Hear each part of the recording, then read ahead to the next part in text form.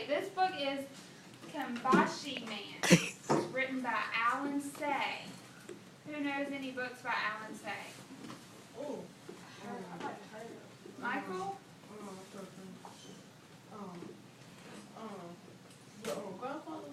Grandfather's Journey, good job. Hey, we're going to notice what the author does in this book, and then you guys are going to practice what he does. Not so long ago in Japan, a small house on a hillside, there lived an old man and his wife. Even though they never had children of their own, they called each other Jimkin and Bakken. Jimkin is grandpa and Bakken is grandma. One day, Bakken said, Jimkin, you haven't said a word in 3 days. I've been thinking about how much I miss going on my rounds, he said. Bakken stared. How many years has it been, she asked. Yes, quite a while, but my legs are good and I've kept the bicycle in good order. I don't know, but one day won't hurt, I suppose. Should I make some candies? That would be very nice, Jenkins said. The next day, Jenkins rode his bicycle down the hillside in the first light of the morning. How many years has it been, he asked himself. And do I remember such a fine morning, all so fresh and young? Well, good morning to you, rickety old bridge. Still going strong after all these years. He began to hum a tune that his mother used to sing when he was a small boy.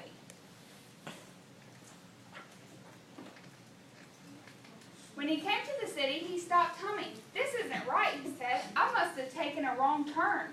But there's an old house I used to go by every afternoon. A car horn blasted at him, then another. Why are there so many cars all of a sudden? Look at all these tall buildings. You'd think I was in another country. A truck blasted his horn behind him. What's going on? Let's stop and think what's going on. Tyler? He took the same, maybe he took the same path, so they probably knocked down the old house and built some roads and cities and stuff. Nice answer. That's a great prediction. Keep reading. He pulled into a vacant lot and panted. Can't a man ride his bicycle in peace? Don't remember such rude drivers. Catching his breath, he looked across the street and gasped. Can this be? There's that old noodle shop used to be in the only building here. That and a nice park all around. Now look at all these shops and restaurants. They chopped down all those beautiful trees for them. Who needs to buy so many things and eat so many different foods?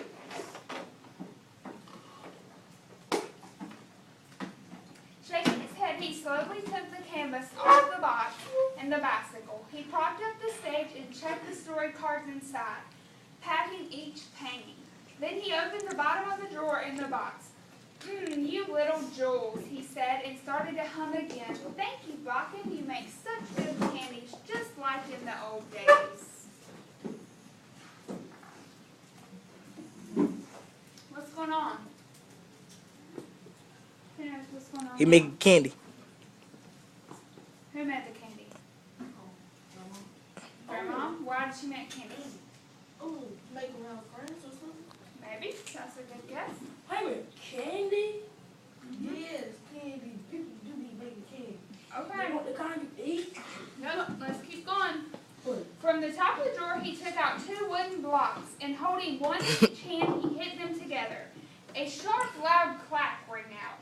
Come together around me, little ones. Your Kambashi man is here again. Clack, clack. Come get your sweets and listen to my stories. Clack, clack. Ah, yes, I can see you now, your bright faces clasping your coins in your little hands. So happy to hear my clackers. So happy to see your Kambashi.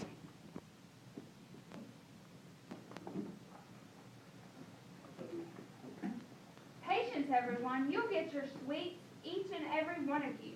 I have all your favorites, red ones and green ones, and the soft ones on sticks. Here comes that boy, the one who never has any money. I'll give to him later. So which story will it be today? The mighty peach boy born from a giant peach? But wait, let's start from the beginning. wife who had no children.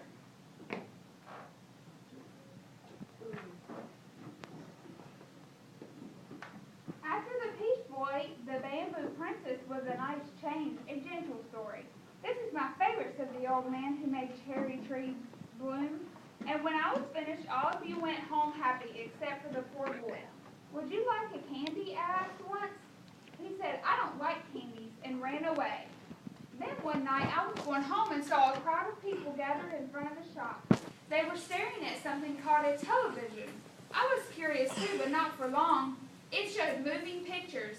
They were all jerky and blurry and had no colors at all. Do you think this man has ever seen a TV before? No. No. Why do you think that? Because he ran away. Wow, Caleb. Because he's already junkie. Yeah? What makes you think he doesn't like it when he says junkie? Michael? The board. Maybe. You have an answer, Caleb? No? Cortez? It didn't have color chicken. Okay. It wasn't long after when the television antenna started to sprout from the rooftops like weeds in the springtime. And the more they grew, the fewer boys and girls came out to listen to my story. How can they like those blurry pictures better than my beautiful paintings, I asked. But there was nothing to be done. As I went around the familiar neighborhoods, the children started to act as though they didn't know me anymore. Even so, I went on clacking my clappers, and one day a little girl poked her head out the window and shushed me. Imagine a little girl shushing me. The hibachi man was making too much noise. I sat on a park bench and ate candy for lunch. How could the world change so quickly? Was I a bad storyteller? Then that boy came, the boy who didn't like candies. Why aren't you watching television, I asked. I don't like television, he said. But you like my stories, I asked. He nodded his little head. How do you think the Kibashi man is feeling now? Cindy? A little bit happy that somebody really does like the story. Good job. You still good back there? Okay. I got up and set the stage. What's your favorite story, I asked.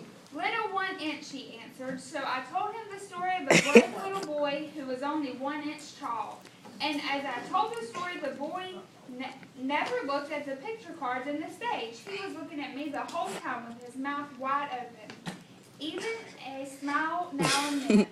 When I finished the story, I started to take some treats to give him, but he was already running away. Wait, I shouted, but he kept running and never turned his head.